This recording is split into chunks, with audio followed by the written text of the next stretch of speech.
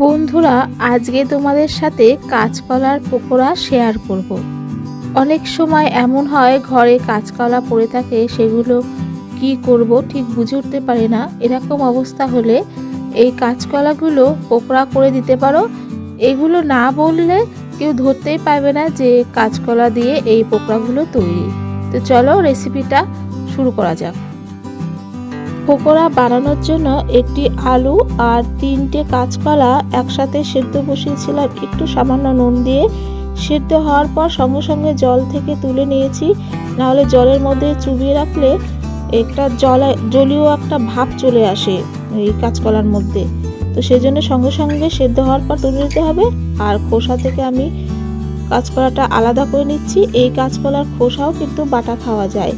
তো যাই হোক, এই খোসাটা আলাদা করে নিচ্ছি। আর একটি পাত্রে কাঁচকলাটা নিয়ে আলু আর কাঁচকলা একসাথে মেখে নেব। আলু আর কাঁচকলাটা ভালোভাবে মেখে নিচ্ছি। এমনভাবে মাখতে হবে যাতে কাঁচকলা আলু দানা দানা না থাকে। এবার এই কাঁচকলার মধ্যে দিয়ে দিচ্ছি 3 চামচ মতো বেসন অল্প দিলেই হবে। ক্রাঞ্চি করার জন্য 2 চামচ চালের গুঁড়ো, সামান্য হলুদ, লঙ্কার গুঁড়ো, পেঁয়াজ কুচি, ধনেপাতা কুচি, লাল লঙ্কা কুচি আর সামান্য নুন। এখানে আমি নুনটা কম দিচ্ছি কারণ আমি এখানে চাট মশলা দেব। চাট মশলায় নুন থাকে বলে নুনটা এখানে কম দিচ্ছি। আর 1/2 চামচ মতো চাট মশলা দিয়ে দিচ্ছি। এইগুলো দিয়ে এই সব উপকরণগুলো ভালো করে মেখে নেব।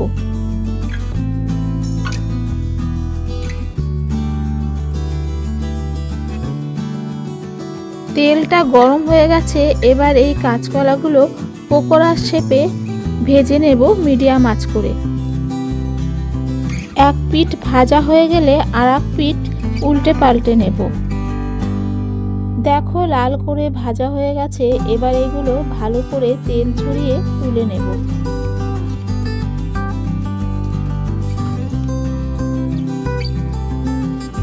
বাকি পকোড়াগুলো একইভাবে ভেজে নেব।